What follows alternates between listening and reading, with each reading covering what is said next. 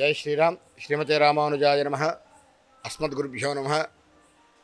अस्मत्सर्वगुरुभ्यो नमः। अस्मत्परमगुरुभ्यो नमः। श्रीरामाय नमः। श्री अभयांजनेय स्वामी परब्रह्मणे नमः। श्रीमद्भद्राचल क्षेत्र गौतमी तीरवासिनम् आश्रिताभयदातारम् आञ्जनेयं नमाम्यहम्। भद्राचल रामचंद्र चरण ध्यानैकमन्त्रात्मकं धीरं प्राङ्मुखमास्थितं हरिवरं गोदावरी तीरगं तद्भक्तावनदीक्षिताभयगदपाणिद्वयालङ्कृतं वन्दे अभयांजनेयमनिशं सर्वार्धसिद्धिप्रदं। प्रिय భగవద్బంధువులారా, వీక్షకులారా, ఈ సంవత్సరం 2025 నుంచి మేషాది ద్వాదశ రాశులు, మేషం నుంచి మీనం వరకు 12 రాశుల వారికి గ్రహచార రీత్యా ఎలా ఉంటుంది అని తెలుసుకోవడం కోసం మనం ఈరోజు చెప్పుకోవడం కోసం కూర్చున్నాం. గోచార రీత్యా నిత్యం కూడాను దీర్ఘ సంచాలిత గ్రహాలు, స్వల్ప సంచాలిత గ్రహాలు మనకున్నాయి. వత్సరమాత ఫలితాలు తీసుకున్నప్పుడు దీర్ఘ సంచార గ్రహాలని మనం ప్రామాణికం తీసుకోవాలి. అయితే మనకు జాతకుడు ఎవరైనా ఉంటే పుట్టినటువంటి యొక్క తేదీ, సమయం, అతను పుట్టినటువంటి యొక్క ప్రదేశాన్ని అనుసరించి మనం జాతక భాగం చెప్తూ ఉంటాము. అవి దశాంతర దశలుగా ఒక్కొక్క దశ, ఒక దశ తర్వాత ఇంకో దశ రావడం సంభవిస్తూ ఉంటుంది. తదనుగుణంగా జీవితంలో మార్పులు ఉంటూ ఉంటాయి. అభివృద్ధి, ఇబ్బందులు, అప్పులు, ఉన్నతిగా చేరుకోవడం, ఆర్థిక వృద్ధి, ఇవన్నీ కూడా ఉంటూ ఉంటాయి. అయితే జాతకుడి యొక్క జీవితంలో మనం గోచార రీత్యా తీసుకునేటువంటివి 30% మాత్రమే వర్తిస్తాయి. కానీ జన్మలగ్నాత్ తిథిని బట్టి, తేదీని బట్టి, సమయాన్ని బట్టి కనుక మనం తీసుకున్నట్లయితే అతనికి 70% ఫలితాలను మనం అందించవచ్చు. కానీ 2025 సంవత్సరంలో గ్రహచారీత్యా ఏ విధంగా ఉంటుందనేటువంటి యొక్క వీక్షకుల కోరిక మేరకు, ఉత్సుకత మేరకు మనం ఈరోజు చెప్పుకోవడానికి కూర్చున్నాం. ముందుగా ఈ 2025 సంవత్సరం నూతన ఆంగ్ల సంవత్సర శుభాకాంక్షలు మీ అందరికీ కూడాను. సృష్టి అనేది మార్పుకు గురవుతూనే నాగరికతకు అలవాలమైంది. సనాతనమైనటువంటి యొక్క సాంప్రదాయాన్ని అనుసరిస్తూ ఎంతో పవిత్రమైన భారతావనిలో మనందరం కూడా జీవిస్తూ ఉన్నాం. విశేషమైనటువంటి క్షేత్రాలు, భగవద్దత్తమైన దేవభూములు, ఇవన్నీ కూడా మనకు ఉన్నాయి భారతదేశంలో. మనందరం కూడా ఇక్కడ జన్మించడం, నివసించడం మనందరి అదృష్టం. వేదాంగాల్లో చెప్పబడేటువంటి యొక్క గొప్పతైనటువంటిది జ్యోతిష్ శాస్త్రం వల్ల ఎంతోమందికి ఉపయోగం. వచ్చేటువంటి యొక్క ఇబ్బందులు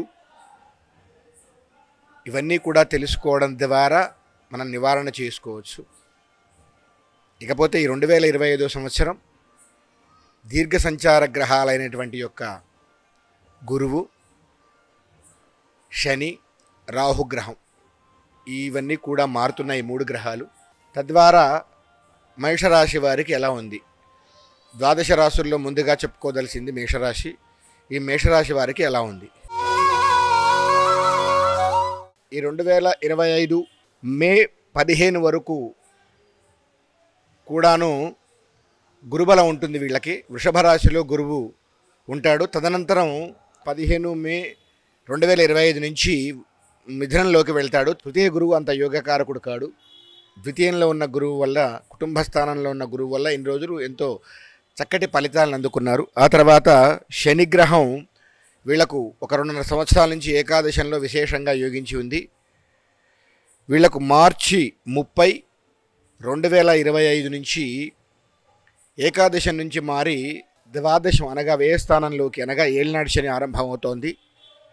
ఇకపోతే రాహుగ్రహం మే 21, 2025 నుంచి వీళ్లకు వ్యయస్థానంలో ఉన్నటువంటి యొక్క రాహుగ్రహం ఏకాదశం అంటే 11వ స్థానంలోకి వెళ్తోంది.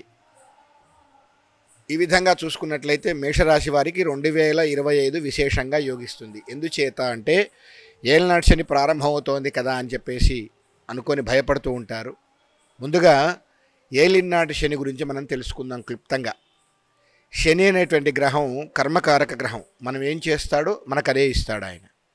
అంతేకాకుండా అతడు ఉచ్చస్థానంలో ఉన్న, మంచి స్థానాలలో ఉన్న, చెడు స్థానాలలో ఉన్న ఆగామిత సంచిత కర్మల చేత మనం ఏవైతే చేశామో ఆ కర్మల చేత మనకు ఫలితాలను ఇస్తూ ఉంటాడు. అందుకే కర్మకారక గ్రహం అంటారు. అందుకే ఆయన్ని ఛాయా మార్తాండ సంభూతం, ఛాయాదేవికి సూర్యుడికి జన్మించినటువంటి వాడు, యమాగ్రజం, యమధర్మరాజుకు అన్న ముందుగా పుట్టినటువంటి వాడు, యమధర్మరాజు కంటే ముందుగా పుట్టినటువంటి వాడు, యమధర్మరాజుకు అగ్రజుడు.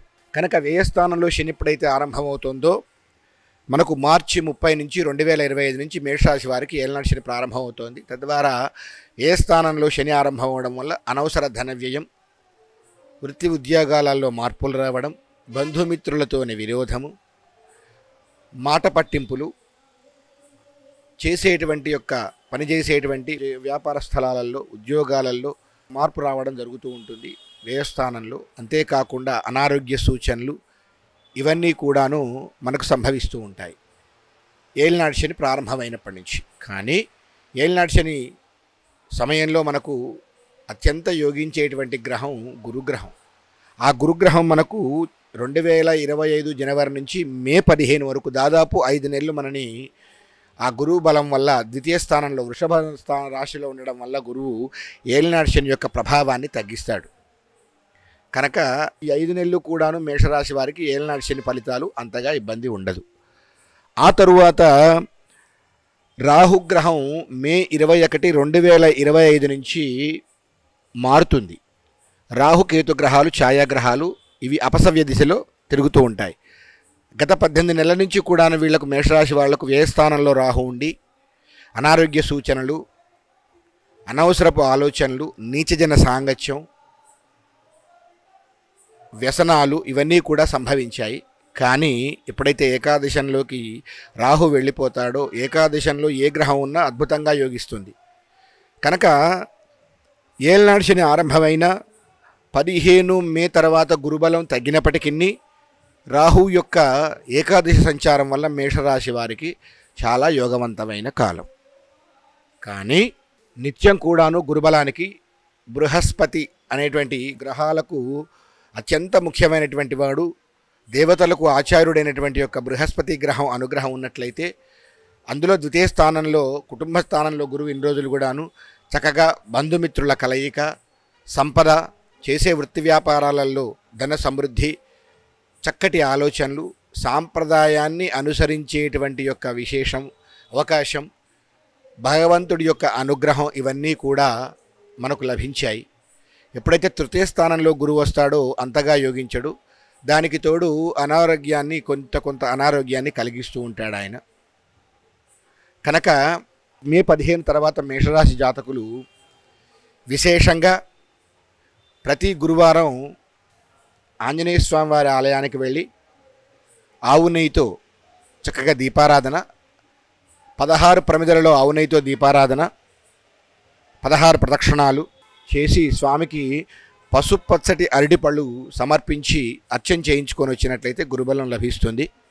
అంతేకాకుండా గురువారం నాడు నియమబద్ధంగా ఉండి 16 సార్లు చాలీసా పారాయణం లేదా హనుమద్ మూలమంత్రం లేదా శ్రీరామ రక్షా స్తోత్రం చేసుకున్నట్లయితే మేషరాశి వారు మే 15 నుంచి కోల్పోతున్నటువంటి ఒక గురుబలానికి సంబంధించి ఎటువంటి సమస్య లేకుండా ఆంజనేయ స్వామి కృప వల్ల వాళ్ళు విశేషంగా ఎటువంటి ఇబ్బందులు రాకుండా ఉంటుంది. ఇకపోతే మేషరాశి వాళ్ళు శని ఎప్పుడైతే మార్చి 30 నుంచి మీనరాశిలోకి ప్రవేశిస్తాడో, అనగా 12వ రాశిలోకి ప్రవేశిస్తాడో ఏలినాటి శని ఆరంభమవుతుంది. కనుక ఏలినాటి శని ఆరంభమైనప్పుడు మనం చెప్పుకున్నటువంటి లక్షణాలు ఇందాక చెప్పుకున్నాం. మనం ఆ లక్షణాలన్నింటినీ కూడాను, అటువంటి ఇబ్బందులన్నింటినీ కూడాను అధిగమించాలంటే ప్రతి శనివారం సాయంకాలం పూట ఆంజనేయ స్వామి కోవెలకు వెళ్ళి నువ్వుల నూనెతో దీపారాధన, నల్లటి ద్రాక్ష స్వామికి సమర్పించడం, 19 ప్రదక్షిణాలు చేయడం, శనివారం విశేషించి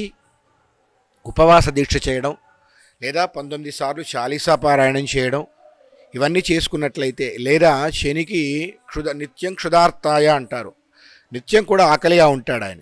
కనుక మధ్యాహ్నం పూట శనివారం 12 నుంచి 1 గంట సమయంలో శనిహోరా సమయంలో యాచకులకు చక్కటి భోజనాన్ని అందించడం, ఇవి చేసినట్లయితే శనికి సంబంధించిన ఇబ్బందులు మేషరాశి వారు అధిగమించవచ్చు. ఇకపోతే ఈ సంవత్సరం మొత్తం కూడాను మేషరాశి వారికి రాహు యొక్క అనుగ్రహం విశేషంగా ఉంటుంది. తద్వారా ఆకస్మిక ధనలబ్ధి రావడం, తల్లిదండ్రుల నుంచి సాంక్రమిక ఆస్తులు రావడం, కోర్టు తగాదాలు గెలవడం, ఇవన్నీ కూడా జరుగుతాయి. ఇకపోతే అత్యంత ముఖ్యంగా మనం చెప్పుకోవాల్సింది విద్యార్థులు, యువత. విద్యార్థులకు చక్కటి సమయం, విదేశీ గమనం, విదేశాలకు వెళ్ళాలంటే చాలా చక్కటి అవకాశం. తర్వాత ఉన్నత విద్యలు ఇవన్నీ కూడా వస్తూ ఉంటాయి.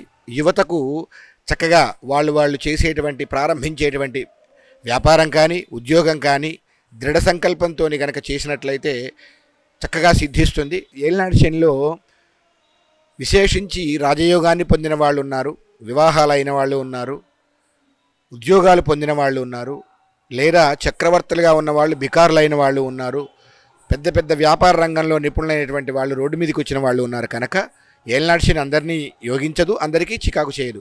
కర్మగ్రహం కనుక చాలా నియమబద్ధంగా ఉండాలి, వ్యసనాలకు దూరంగా ఉండాలి, ఆధ్యాత్మిక జీవితానికి దగ్గరగా ఉండాలి. విశేషించి శనివార నియమాలు బాగా ఉండాలి. శనివారం దానాదులు చేయాలి, అన్నదానం కానీ వస్త్రదానం కానీ చేస్తూ ఉండాలి. ఇలా చేయడం వల్ల శని సంతృప్తి చెందుతాడు. ఏదేవైనా సరే మనకు ఈ గ్రహ బాధలు వీనన్నింటికి వచ్చినప్పుడు భగవన్నామస్మరణం విశేషించి చేయాలి. కనుక మేషరాశి వారికి ఈ సంవత్సరం 2025 మొత్తం కూడా యోగిస్తుంది, భయపడాల్సిన అవసరం లేదు. చెప్పినటువంటి యొక్క రెమెడీస్ మొత్తం చేసుకున్నట్లయితే విశేషంగా ఉంటుంది. కనుక రామచంద్రమూర్తి అనుగ్రహం వల్ల, అభయాంజనేయ స్వామి అనుగ్రహం వల్ల విశేషంగా ఉండాలి. ఈ సంవత్సరం మీకు సంపూర్ణమైనటువంటి అనుగ్రహం ద్వారా వృత్తి వ్యాపార ఉద్యోగాలు ఫలించాలని కోరుకుంటూ జై శ్రీరామ్.